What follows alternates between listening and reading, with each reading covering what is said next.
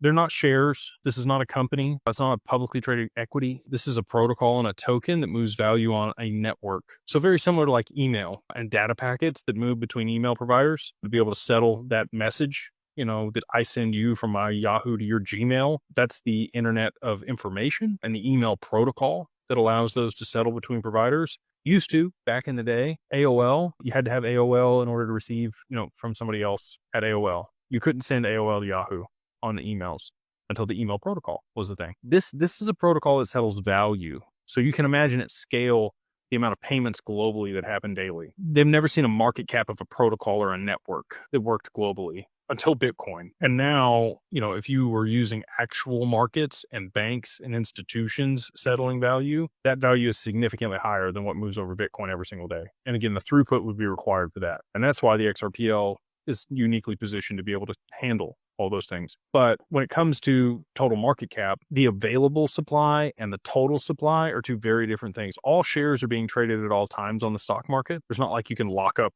shares. I guess you could borrow margin against them. But just like Bitcoin, I think Satoshi's going to move his Bitcoin also. So watch for that. That's going to be a sign of the end for Bitcoin. But that's 1.098 million Bitcoin that's locked up in those 20,000 wallets that has never moved. It's not available. Can't trade it. Same thing for XRP. There's over 48 billion XRP in Ripple's escrow. Not tradable. So, if you just took that off the table, you got 52 billion in available supply, but that's not what's available on exchanges.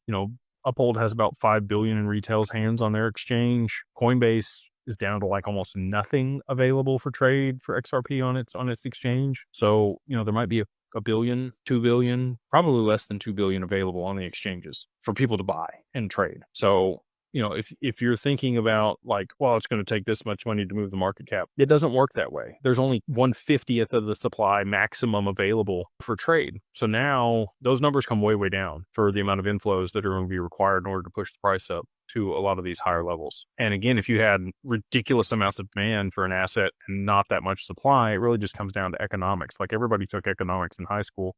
Supply and demand drives price. And the market cap is going to look kooky to people. It's going to be numbers that we've never seen before. But like 10 years ago, if you told somebody that there was going to be $1 trillion company, they'd have called you crazy. And now we have multiple $1 trillion companies. So it's not that crazy to me to think that these protocols could be worth quadrillions, pendants over the long term if they're moving all the value globally.